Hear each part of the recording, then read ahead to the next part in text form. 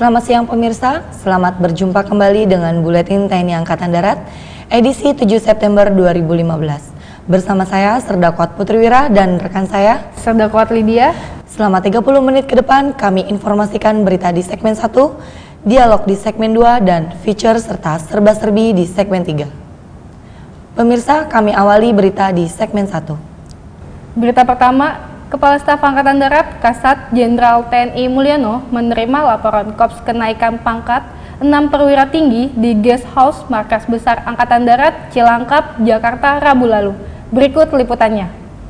Ke-6 perwira tinggi TNI Angkatan Darat yang naik pangkat masing-masing Letjen TNI Erwin Safitri, Brigjen TNI Widakdo, Brigjen TNI Awaludin, Brigjen TNI Muhammad Effendi, Brigjen TNI Sulaiman Agusto, dan Brigjen TNI Ahmad Daniel Kardin.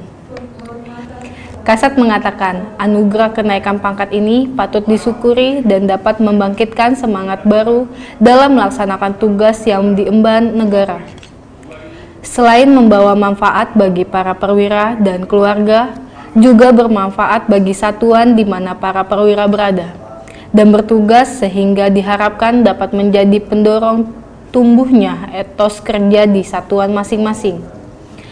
Kasat meminta dengan naiknya pangkat dan jabatan seseorang menuntut konsekuensi peningkatan integritas dan kualitas para perwira untuk meningkatkan pengetahuan, wawasan, keterampilan, dan kemampuan manajerialnya secara baik. Selain itu, Kasat juga menegaskan terkait dengan situasi saat ini agar mencegah sekecil apapun gesekan antara prajurit TNI dan anggota Polri, antara prajurit dengan rakyat, karena hal tersebut akan kontraproduktif. Menurut Kasat, dengan upaya TNI membangun kedekatan dengan rakyat yang selama ini dibangun, Kasat juga menegaskan tidak ada toleransi terhadap tindakan prajurit TNI Angkatan Darat yang merusak hubungan dengan terjalin baik antara TNI dan Polri. Kasat berharap kenaikan pangkat ini akan memberi dorongan bagi para perwira yang semakin baik dalam memberikan pelayanan kepada prajurit bawahannya agar terjalin keharmonisan di dalam organisasi sehingga tujuan organisasi dapat tercapai dengan baik. Kepala Staf Angkatan Darat Kasat Jenderal TNI Mulyono memimpin serah terima 4 jabatan strategis TNI Angkatan Darat di Markas Besar Angkatan Darat Jumat lalu. Berikut liputannya. Serah terima jabatan di lingkungan TNI Angkatan Darat merupakan bagian dari dinamika organisasi yang berkaitan dengan pembinaan personil dan pembinaan satuan, yang bertujuan untuk meningkatkan kualitas kinerja dan produktivitas organisasi, serta pengembangan karir bagi para perwira. Keempat jabatan strategis di jajaran TNI Angkatan Darat yang diserah terimakan adalah Pangdam 1 Bukit Barisan dari Letnan Jenderal TNI Edi Rahmayadi kepada Maijen TNI Lodwig Pusung, Pangdam 3 Siliwangi dari Maijen TNI Dedi Kusnadi Tamim kepada Maijen TNI Hadi Prasojo, Pangdam 17 Jendrawasih dari Maijen TNI Frasen G. Sihaan kepada Maijen TNI Hisan Siburian, dan Dirbek Angat dari Brigjen TNI Pangsian Talilah kepada Kolonel CBA Taat Agus Budianto. Kasat mengatakan dihadapkan dengan dinamika perkembangan situs di wilayah, meminta kepada para pangkotama agar segera merespon secara cepat situasi dan kondisi yang ada di daerahnya, dan laksanakan koordinasi dengan melibatkan semua pemangku kepentingan di wilayah guna mencegah terjadinya konflik dan aksi anarkis yang merugikan kita semua. Kasat juga menyampaikan dengan bekal wawasan, pengalaman, serta kemampuan yang dimiliki para jenderal akan mampu menjalankan amanah dan tugas baru yang dipercayakan dengan sebaik-baiknya. Acara serah terima jabatan tersebut dihadiri oleh Wakasat, Komandan Kodiklat TNI Angkatan Darat, Pangkostrat, Irjenat, dan para asisten Kasat serta para pangkotama. Wakil Kepala Staf Angkatan Darat, Wakasat Letnan Jenderal TNI Erwin Safitri menutup rapat pembinaan teknis kecabangan Rabiniscap TNI Angkatan Darat di Cimahi, Jawa Barat, Jumat lalu. Berikut liputannya. dengan tema melalui Rabiniscap TNI Angkatan Darat tahun 2015, tingkatkan kemampuan teknis kecabangan guna memantapkan operasional satuan dalam rangka mendukung tugas pokok. Kegiatan tersebut ditutup secara resmi oleh Wakasat Letnan Jenderal TNI Erwin Savitri. Wakasat mengatakan dengan diadakannya Rabiniscap tahun 2015 kali ini, jajaran TNI Angkatan Darat harus mampu menyikapi kondisi lingkungan strategis, baik nasional maupun internasional. Menurut Wakasat, masa sekarang ini bentuk ancamannya tidak akan ada lagi yang secara konvensional dengan cara melakukan agresi. Oleh karena itu, TNI Angkatan Darat dituntut untuk menguasai dan peka terhadap perubahan paradigma perang sesuai doktrin yang ada.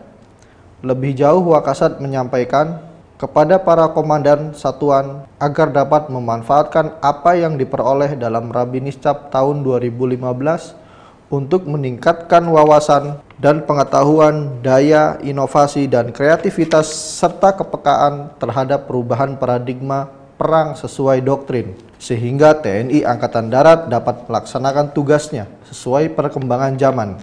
Wakasat berharap kepada seluruh komandan satuan agar dapat terus berkembang, baik dari aspek kualitas sumber daya manusia maupun dari alutsistanya yang lebih modern, dan TNI Angkatan Darat harus semakin dekat dengan rakyat. Saksikan dialog di segmen 2, tetaplah di Buletin TNI Angkatan Darat.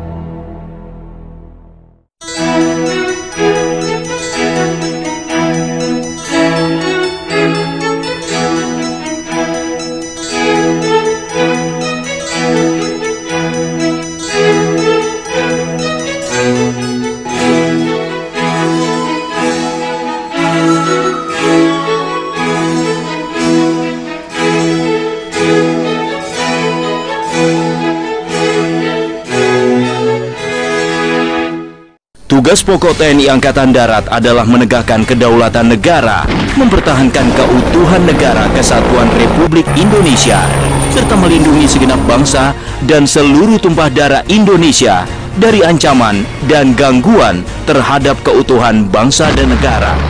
Berbuat yang terbaik, berani, tulus, dan ikhlas.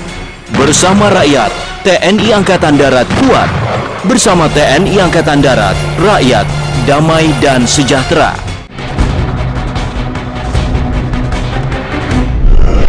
Pemirsa, Pusat Penerbangan Angkatan Darat merupakan badan pelaksana Angkatan Darat bertugas membina dan menyelenggarakan fungsi penerbangan dengan tugas pokok memberikan bantuan penerbangan untuk memperbesar derajat mobilitas dan daya tembak Satuan Darat dalam rangka mendukung tugas pokok TNI Angkatan Darat. Di studio telah hadir Direktur Pembinaan Keselamatan Terbang dan Kerja, Kolonel CPN Heri Kriswantoro. Selamat siang Bapak. Selamat siang. Terima kasih Pak telah hadir di studio kami. Saya mempunyai beberapa pertanyaan nih Pak tentang penerbat nih. Apa fungsi ataupun peran penerbat dalam rangka mendukung tugas pokok TNI Angkatan Darat? Peran penerbat di dalam mendukung tugas pokok Angkatan Darat, iya, yaitu melaksanakan 5 fungsi penerbat. Iya. Yang pertama, fungsi mobil udara, yaitu penyelenggaraan penerbangan untuk memanuverkan pasukan darat dan perlengkapannya beserta unsur bantuannya dengan menggunakan helikopter TNI AD untuk dilebatkan dalam suatu pertempuran. Ya. Kemudian fungsi yang kedua, bantuan tembakan penerbat, yaitu penerbangan untuk melaksanakan bantuan tembakan dengan menggunakan helikopter serang TNI AD yang bersifat atau secara berdiri sendiri atau untuk memperbesar bantuan tembakan yang sudah ada. Fungsi yang ketiga adalah pengintaian udara yaitu penerbangan untuk melaksanakan pengintaian maupun pengamatan dan peninjauan terhadap suatu daerah, untuk mendapatkan informasi intelijen yang kemungkinan nantinya akan digunakan oleh pasukan ataupun satuan operasional dalam melaksanakan suatu operasi di daerah tersebut. Kemudian fungsi yang keempat adalah angkutan udara. Dalam hal ini adalah angkutan udara yang di luar yang saya sebutkan tadi, bisa merupakan evakuasi aeromedis, kemudian angkutan udara lain baik untuk pemindahan personil maupun logistik. Kemudian yang fungsi kelima adalah komando pengendalian, itu penerbangan yang dilaksanakan untuk mengefektifkan pelaksanaan komando pengendalian dari satuan atas. Dari kelima fungsi tersebut, Pak, tidak semua 5 fungsi masuk ke OMP ataupun OMSP, Pak ya. Peran penerbat sendiri dari 5 fungsi itu yang OMP yang mana, OMSP yang mana, bisa dijelaskan ya, Pak ya? Semua bisa dilaksanakan. Semua bisa. Jadi 5 fungsi ini bisa dilaksanakan baik dalam OMP maupun OMSP. Bisa dilaksanakan semuanya. Seperti apa itu, Pak? Contohnya mobil udara? Contohnya mobil udara di dalam operasi Timur-Timur kita melaksanakan. Pernah, Pak. Dilaksanakan itu. Kemudian kalau OMSP mungkin kita melaksanakan pada saat pembebasan Sandra di Mapenduma yang pada saat itu dipimpin oleh Mayor Jenderal Prabowo Subianto sebagai Danjen Kopassus. Pada saat itu kita melaksanakan mubut, tetapi memang menggunakan Fashrup pada saat turunnya. Karena apa di sana Fashrup itu apa ya? Fashrup adalah menurunkan pasukan dari helikopter dengan menggunakan tali karena tidak ada sarana mendarat di tempat tersebut. Untuk operasi militer selain perang atau OMSP ya, Pak ya? Contoh nyata peran penerbat apa ya, Pak ya? Sejak berdirinya penerbat tanggal 14 November 1959 banyak sekali peran penerbat di dalam OMSP. Contohnya pada saat penumpasan pemberontakan Kahar Muzakar, kemudian Hasan Tiro, kemudian operasi pemberontakan, penumpasan pemberontakan GPK di Papua, kemudian Aceh pada saat itu, kemudian Timur-Timur pada saat itu juga, kemudian tadi yang sebutan di depan tadi, kita melaksanakan pembebasan Sandra di Mapenduma. Kemudian operasi-operasi lain, penanggulangan bencana alam, contohnya mulai dari gempa bumi yang besar di Liwa, kemudian ada tsunami di Aceh, dan bencana yang lain. Kita selalu berperan di dalamnya. Kemudian belakang ini kita juga akan mengirimkan satuan tugas heli di bawah naungan PBB. Kita akan mengirimkan 3 helikopter MI-17 ke Mali, Afrika. Rencananya sekitar bulan September tahun ini, ya, Pak? Ini, betul. Bagaimana rekrutmen penerbat itu sendiri sehingga kita mempunyai penerbang-penerbang Angkatan Darat yang handal ya, Pak? Rekrutmen penerbang Angkatan Darat ada 3 sumber, yaitu pertama dari Akademi Militer, itu mulai tingkat 2 sudah kita seleksi, kemudian yang memenuhi syarat kita akan masukkan ke dalam korps penerbangan.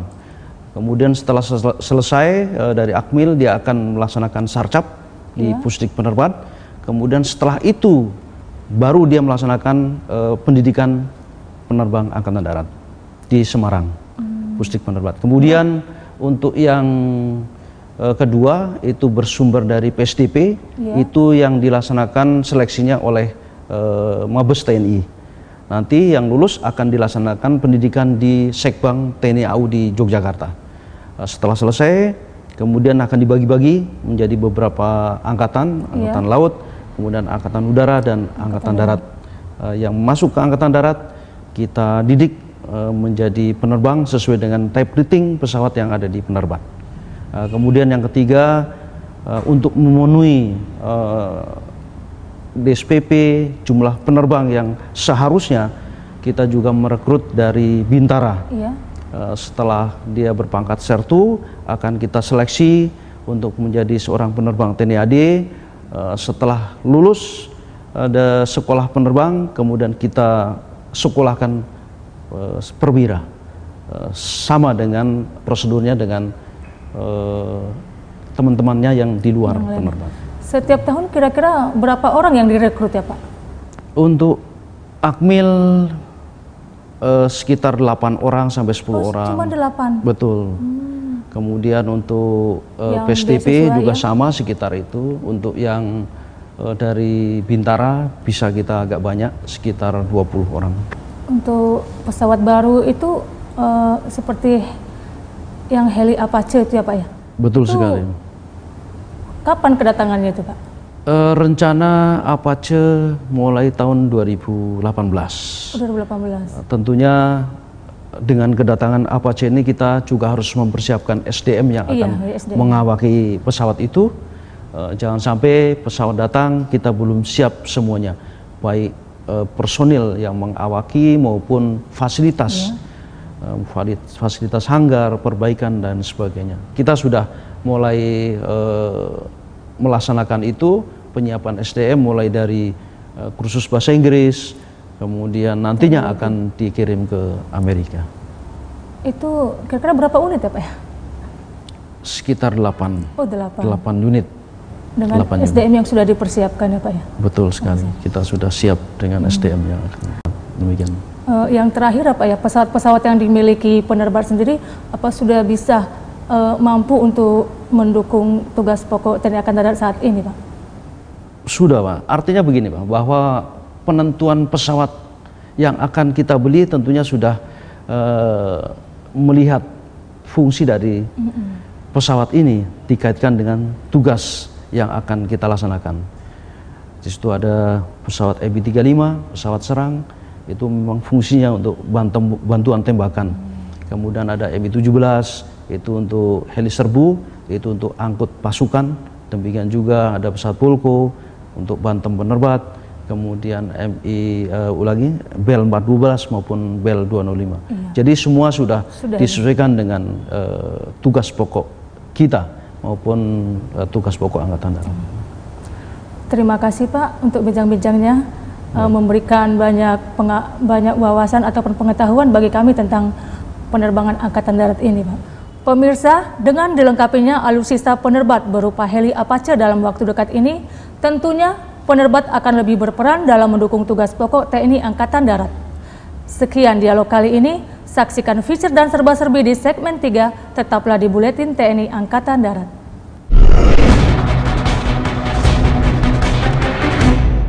Tugas pokok TNI Angkatan Darat adalah menegakkan kedaulatan negara, mempertahankan keutuhan negara kesatuan Republik Indonesia, serta melindungi segenap bangsa dan seluruh tumpah darah Indonesia dari ancaman dan gangguan terhadap keutuhan bangsa dan negara.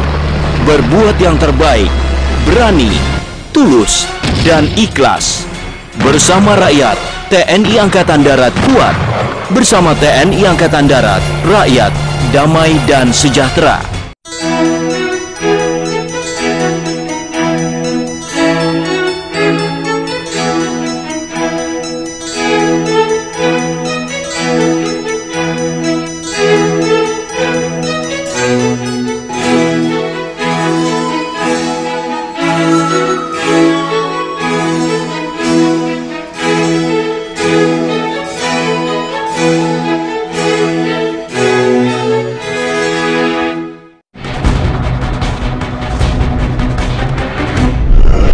Pemirsa, di segmen 3 ini akan kami hadirkan feature tentang seleksi calon bintara prajurit karir unggulan Angkatan Darat tingkat pusat, Menteri Pertahanan berkunjung ke PT PAL di Surabaya, dan seminar pertahanan cyber fase 3 di Markas Kodam Jaya. Berikut feature seleksi tingkat pusat, calon bintara prajurit karir unggulan Angkatan Darat tahun 2015.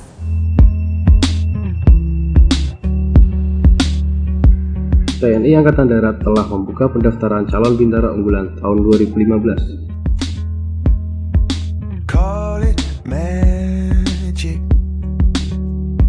Penerimaan cabang unggulan ini dilaksanakan dalam rangka untuk menjaring calon-calon dari sekolah menengah kejuruan atau atlet-atlet berprestasi yang terbaik.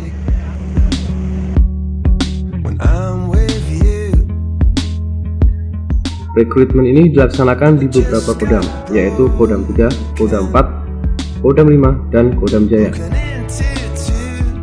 Lomba unggulan ini dilaksanakan dalam rangka untuk menjalin calon-calon dari SMK ataupun sekolah menengah atas yang terbaik. Untuk calon sendiri diambil dari Kodam mana saja, Pak? Kodam yang saat ini diambil adalah Kodam 3, Kodam 4, Kodam 5 maupun Kodam Jaya. Untuk peserta sendiri berjumlah berapa orang? Peserta saat ini jumlah kurang lebih 248 yang masuk kepada tingkat pusat. Untuk keahlian tersendiri yang diambil berapa ini? Keahlian saat ini baik ada 2 kecabangan, baik atlet maupun yang keterampilan. Atlet sendiri terdiri dari atlet sepak bola, bulu tangkis, karate, tinju, voli, dan sebagainya. Sedangkan untuk keterampilan yang berhubungan dengan kecabangan baik di peralatan, perhubungan, penerangan, infolahta, dan musik.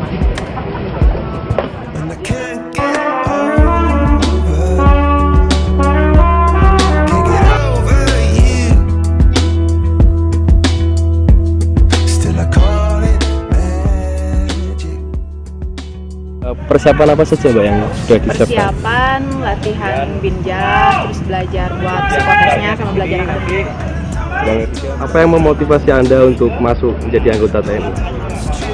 Untuk membela negara yang pasti dan tunjangan masa depan pasti lebih baiklah daripada main sepak bola terus. Mungkin saya bangga ya diterima menjadi seorang anggota Tentara Nasional Indonesia yang bisa membahagiakan orang tua. Peserta yang dinyatakan lolos seleksi daerah dilanjutkan seleksi pusat yang bertempat di Pusdikes Jakarta Timur.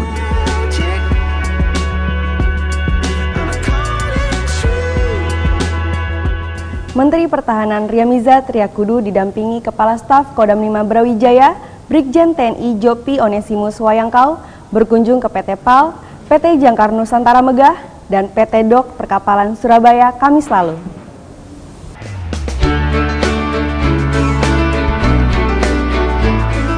Menteri Pertahanan Riamizar Triakudu mengatakan bahwa PT PAL merupakan suatu perusahaan yang sangat besar, di mana salah satu produksinya yaitu pembuatan kapal dan kapal perang. Dengan dibuatnya kapal-kapal yang canggih, tentunya akan memperkuat pertahanan di wilayah kemaritiman Indonesia dan memperkuat pertahanan TNI di laut. Selain itu, Menhan menyampaikan dengan dipesannya kapal jenis SSV oleh Filipina merupakan suatu kemajuan yang bagus. Hal ini menunjukkan bahwa negara lain telah percaya dengan produk nasional.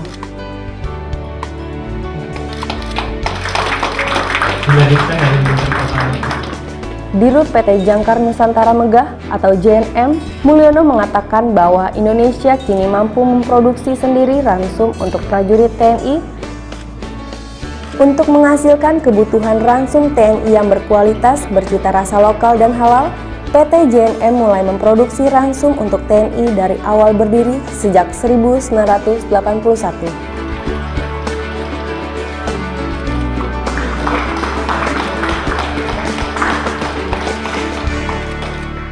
Seratus perwira dari Kementerian Pertahanan, Markas Besar TNI, Markas Besar Angkatan Darat, dan jajaran Kodam Jaya mengikuti seminar pertahanan cyber fase 3 yang dibuka Sekretaris Ditjen Podhan Kemhan RI, Brigjen TNI Santoso di Markas Kodam Jaya, Jakarta, Rabu lalu.